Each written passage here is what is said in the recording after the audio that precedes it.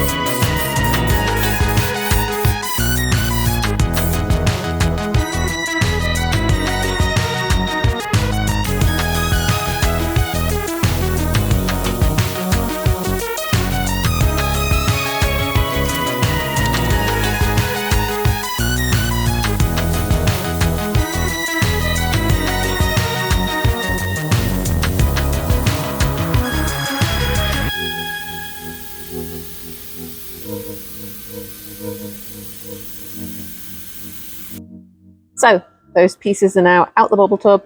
We've cleaned them up.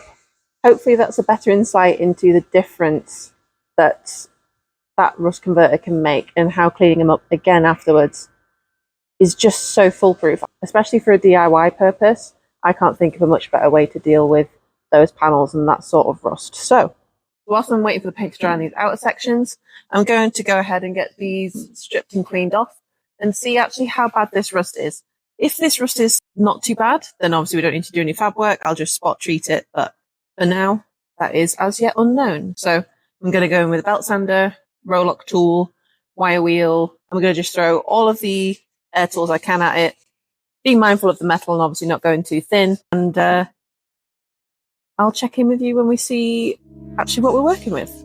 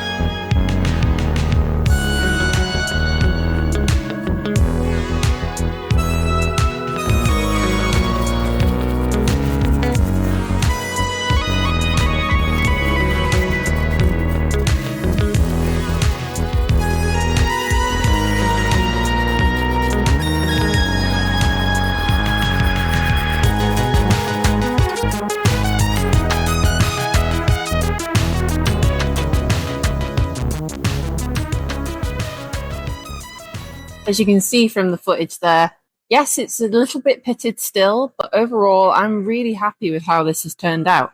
There was a teeny, tiny, and when I say like tiny, it was a millimetre hole where the pitting had just about gone through, and there's just a tiny little hole. Stuff like that, because obviously it's an Mx5, there's a lot of pitting on these. There has to be a line drawn at some point. So for me, it's if I have a little hole like that, I try and weld it just to fill up the hole. If it welds well, then chances are the metal around it is still pretty good. If it doesn't weld well, then you plate it. Because then, I don't know, that's your gauge of how thin and how knackered that metal actually is. So I went to go weld it, and it actually welded really well.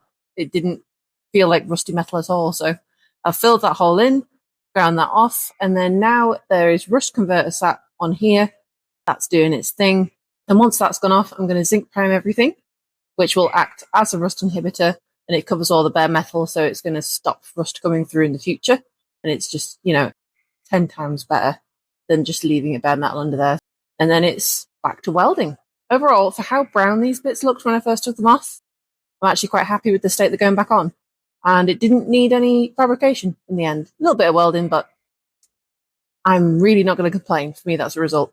So I would say, actually, if you're watching this and you have a leaky boot, I haven't seen many other posts talking about this area being an issue yet, except for the leak. So whether people just haven't quite found it yet, but if you're seeing this now, probably more than later is the time to do this. If you give this another 3 to 5 years and that leak is still going, you're probably going to be looking at some fabrication there. So if you're in a position to do it, either yourself or pay to get it done, maybe start thinking about it. Or if your car's going in for restoration or you're planning one shortly, definitely 100% add this to the list of things to do. Because if you catch this now, there's a lot less work involved. Whereas give it another few years and it might be a bit more of a problem. But for now, I'm really happy with that. Wait for that converter to go off, get that all prepped off, zinc it up, and then weld it back together.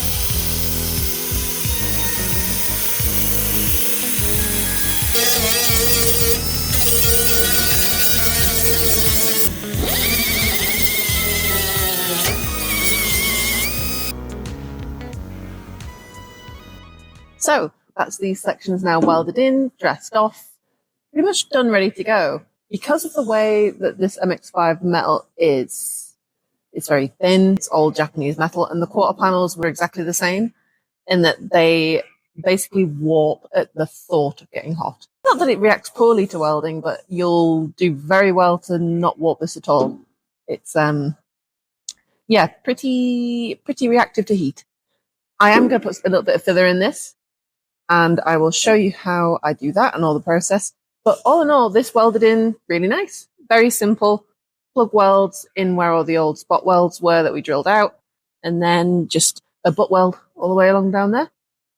That's me done for the night. I'm having a snack, and then I'm going to bed. Good morning. It is Saturday, so we've got a whole day shift today to work on Kiki and finish off what we can. For today, I'm going to start with filler work. So we'll get this all cleaned up, make sure it's nice, and I shall run you through what I do with filler. It's one of those things where, like welding, the more you do it, the more practice you have, the better you get. I don't want to say liked filler to start with. I always kind of I wouldn't say I got along with it either. I knew I wanted to be good at filler, and it was something that I really, really wanted to be good at. But I also very much was not at the start. It's just one of those things, you're not going to get good at it until you give it some practice. So if you're struggling with filler at the moment, good, because that's where you do your learning. As with the rest of Kiki, there are areas of this car that have had 3-4 different layers of paint. I use my Rolock tool to clean off the thick of all the old paint. It's just a bit quicker. Plus, it leaves a slightly coarser grit on the metal. It doesn't really eat into the metal much, but it does leave a coarser grit on it. And then I've gone over with my 80 grit discs on a DA, and that on top of the bare metal has kind of given me a bit of a guide coat, if that makes sense. So there's sections here where it's 80 grit and it's nice and smooth, but it's got like a dull finish to it. That's my 80 grit sections. The shiniest sections underneath, such as the welds, is probably the easiest place to see that. but the shinier sections underneath show where there is a low point in the metal. And right across this back plinth, there's actually quite a lot of dents. So we've got at least 1, 2, 3, 4, 5. I mean, they're all pretty evenly spaced out. So I'd be curious to know how the dents got there, whether it's a common Mx5 thing or whether someone's just happened to make some very uniform dents. I didn't think we were going to be filling here before, but there's enough dents here that I think it's worth doing. So with everything that's here, we're going to be putting a big skim right the way across. I will put a little bit on the insides of the tailgate aperture where I've welded, but I'm not doing it for the rest of the aperture. I am filling over bare metal. People have different opinions on this. I have been in the repair industry for just over 8 years now. I have always been taught to fill over bare metal. It's how you are taught to do it through manufacturer approvals. I know a lot of the guys in the restoration side of things do not like it. And they say the only way to do it is epoxy first. And that's fine. If you wish to do that, that's up to you. I have checked these fillers. They are okay for direct to metal application. I've always been trained to do direct to metal application. And that's what I'm choosing to do on this. I don't see any problem with it. I think a big argument for the etch is rust prevention, but etch is going on top. We're not leaving it bare metal. It is getting etched. For me, I've always been taught to go onto bare metal, so that's what I'm going to do. And that's what I'm going to show you. I'm going to start with the general repair filler, which should fill out the most of this. And then I'm going to go over the top with a glaze, which is kind of like dolphin glaze. If you've ever used that before or seen that before, it's still filler. It's just a very, very fine filler. It's a lot more loose. It's very runny. It's kind of like a self-leveling filler. So it does a lot of the fine-tuning work for you. And then you just, as long as you block it straight, it will come out nice and straight. Now we've got our metal up to 80 grit. It's keyed. We know what we're looking at. I'm going to chuck some tape around the areas that I don't want filler, just because I found that to be easier. And then I'm going to go ahead and start filling.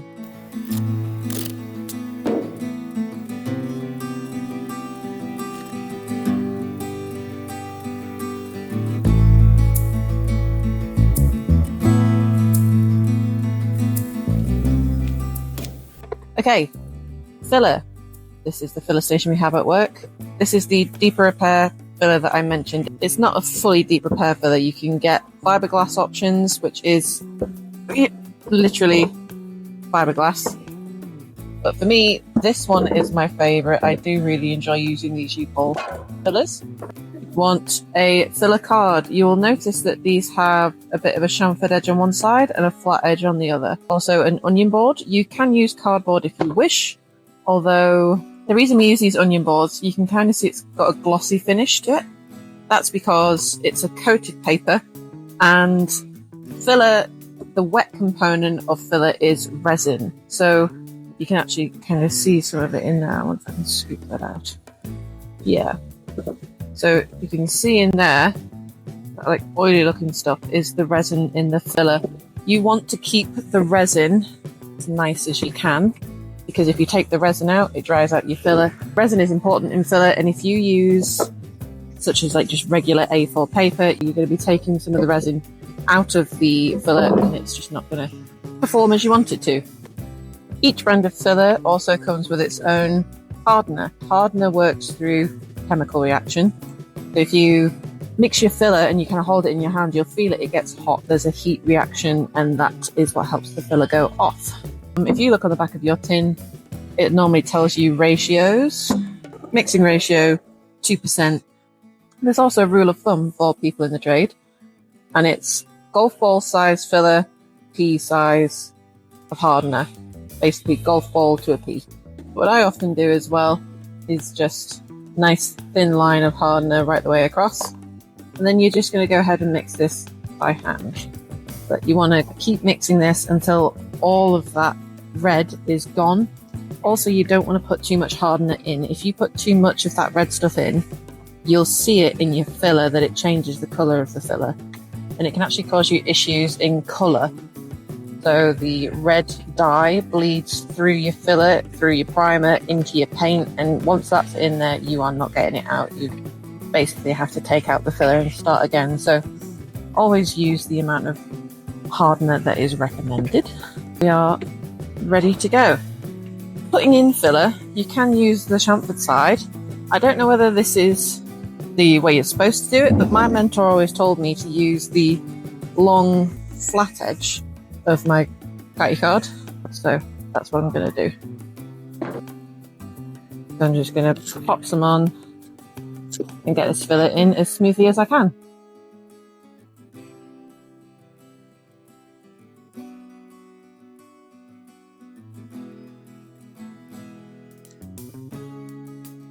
And any smaller, more fiddly sections, like in here where the welds are, just get it on your finger. A gloved finger, mind you, don't go getting this on your skin, this is pretty nasty stuff. I also like to take off any extra tape, because if you do this now, before the filler goes off, it comes off a lot easier, and you get a nice crisp edge along your filler.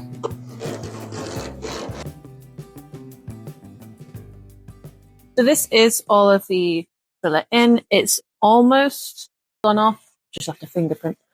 I will be using some guide coat. For the deeper filler stuff, I'm going to be starting with 80 grit strips just to knock the top off, get the majority of the shape there.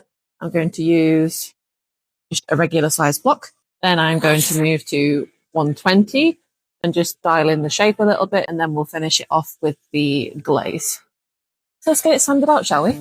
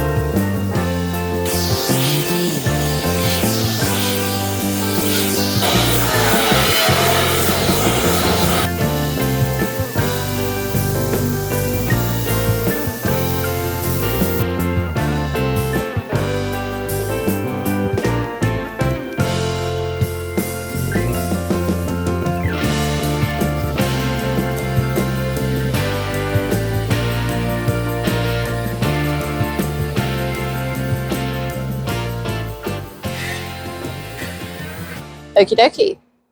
So, some of you more eagle-eyed viewers might notice something is missing.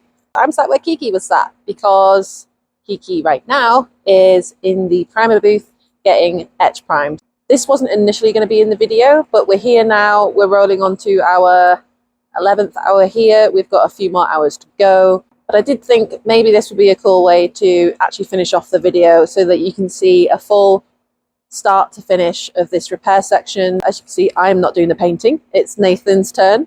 And I don't think I've ever properly introduced him before, but Nathan is my boyfriend. Kiki is his car. We've been together coming on 8 years now. We met through work. He is a spray painter by trade. I'm a panel beater by trade.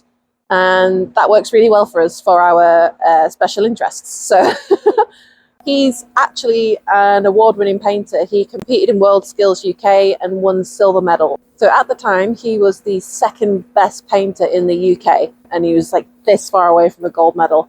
So he is far more qualified than I to paint Kiki. That's none of my business. That pretty much wraps up this video. I am aware it's been a lot more information heavy, so apologies if it's maybe a little bit boring. I hope not. Hopefully it's helpful. Hopefully there's information there that you can use. Other than that, metalwork is done. There is no more welding to do. So we'll do a mock fit up of everything, all the new components on there, bumpers, doors, bonnet, everything, which will be very exciting. That's it for this video. So if you enjoyed, please do like, comment, let me know your thoughts. If you're feeling generous, you could subscribe. If you've got to this point in the video, thank you so much. I really appreciate it. I am having fun making YouTube videos, and it's just so cool that there's people interested in watching them, and people just like tagging along for the ride. It's very, very cool. So thank you very much, and I'll see you in the next video. What? Today we will look, ew. Oh, it's paint. I can't do it this way around, it's so distracting. I am mic'd up and got a camera on me, so get ready for chaos.